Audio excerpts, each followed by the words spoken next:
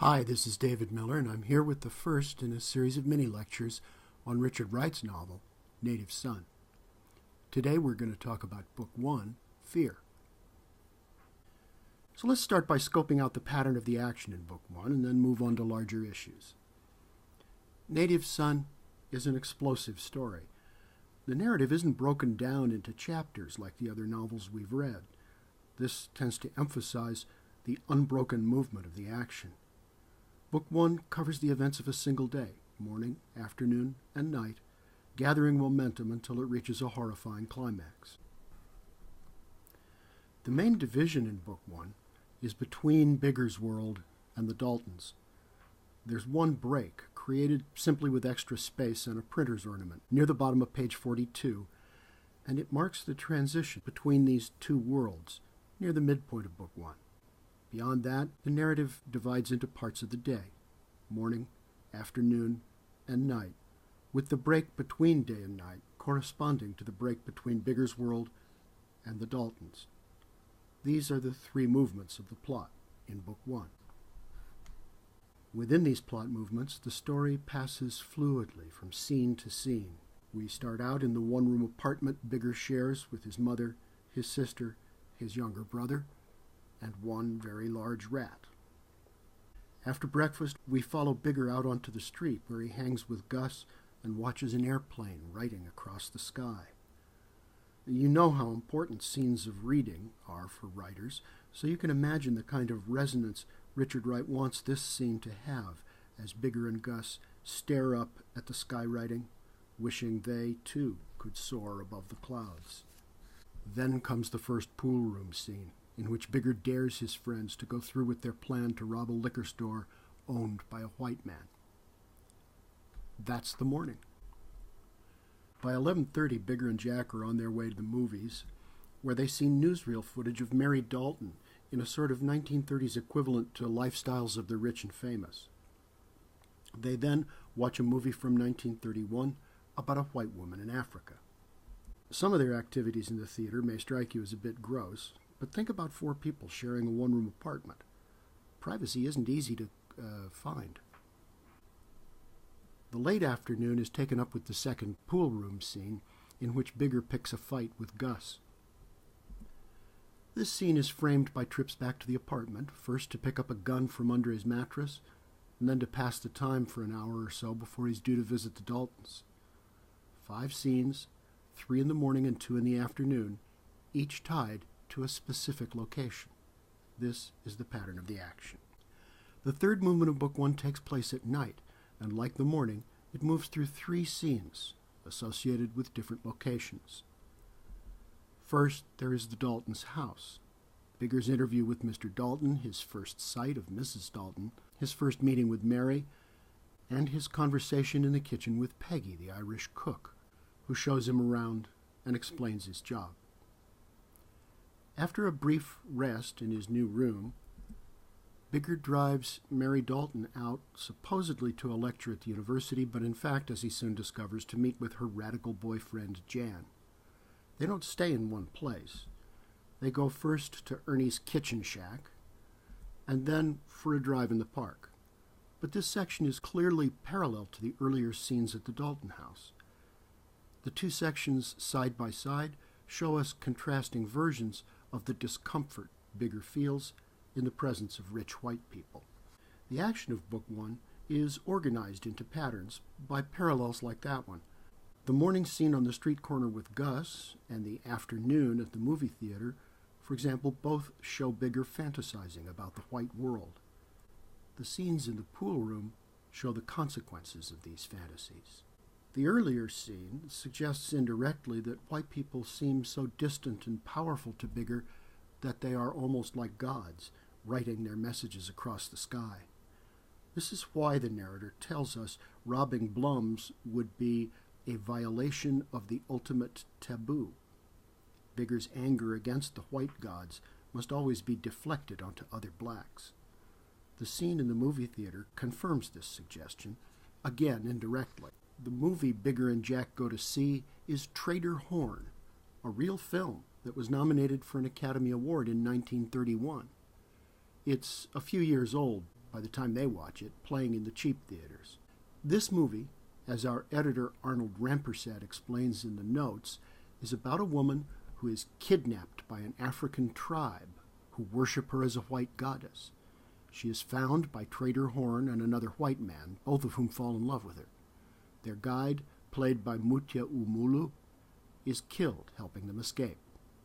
Once again, to be white is to be godlike, the sort of deity for whom a native guide is willing to be sacrificed.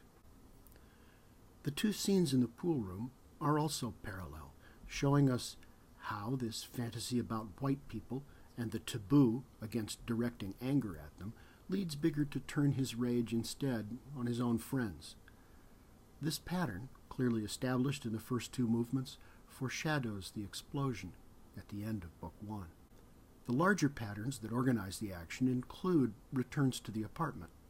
The first two movements in Bigger's world open and close with him in the family apartment, and the third movement ends with his return home and to bed, back where he started when the alarm went off that morning. These patterns also include the parallel between the opening scene of killing the rat and the climactic scene of killing Mary Dalton. Patterns like these frame the action clearly without needing to divide it into chapters. The parallels in this pattern clarify the movement from shame to fear and anger that governs Bigger's life. This is like the progression from guilt to shame and ambition that Dickens developed in Great Expectations, though of course the differences are just as important as the similarities. Each writer is placing his protagonist on a specific emotional and psychological trajectory that provides the underlying pattern for the shapes of the action. But where the pattern in Dickens leads to compassion and redemption, in Wright it leads to violence and death. We can see how Wright develops the pattern by looking again at the parallel scenes. Take the first two scenes in the third movement, Night, set in the Daltons' home and in the car. I said just now that these two sections, placed side by side, show contrasting versions of the discomfort Bigger feels in the presence of rich white people. It would be possible to develop a detailed comparison and contrast between these two scenes, but instead let's look at the larger pattern that emerges if we allow the sense of discomfort that links them to play back across earlier scenes in Book 1. After all, Bigger feels a different but equally deep sense of alienation and discomfort among his friends at the pool hall and with his family in the apartment. This fear, the tension it makes him feel, and the anger that tension turns into, are with him always, with him everywhere. The only time they recede even a little is when Bigger can fantasize. On the street with Gus, making fun of powerful white men, the generals and politicians and businessmen who seem to own the world, and in the darkened movie theater, gazing up at the bright lights on screen. Fear and anger form the connection between the two worlds that divide the action in Book 1. Bigger expresses this connection when he tells Gus that the white people don't just live in a different part of the city. "What you mean?" Gus asked, puzzled. "Then where do they live?" Bigger doubled his fist and struck his solar plexus. "Right down here in my stomach," he said. Gus knows what he means. "Yeah, and in your chest and throat, too. And sometimes you can hardly breathe." Bigger knows, in a way, that this inner tension will eventually explode. "That's when I feel like something awful's going to happen to me." Bigger paused, narrowed his eyes. "No, it ain't like something's going to happen to me. It's like I was going to do something I can't help." The final section of the third movement in Book 1 harks back to this scene on the street corner, even as it returns to the Daltons' house, where it takes us upstairs into Mary's bedroom because she's so drunk Bigger has to carry her. That's when the two worlds collide, as the inner tension Bigger can't seem to escape finally catches up with him.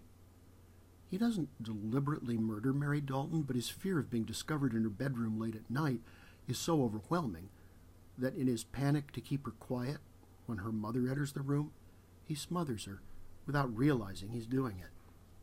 It happens because Bigger, trapped in Mary's bedroom, is like the rat he killed in the novel's opening scene. When we first read that the rat's belly pulsed with fear, it's a powerful visual detail that lends force to the drama of the moment. But when we look back at this scene after hearing from Bigger and Gus where the white people live, and after seeing Bigger cornered in the dark upstairs of the Daltons' house, the description of the rat takes on a new meaning, an added resonance. The rat scuttled across the floor and stopped again at the box and searched quickly for the hole.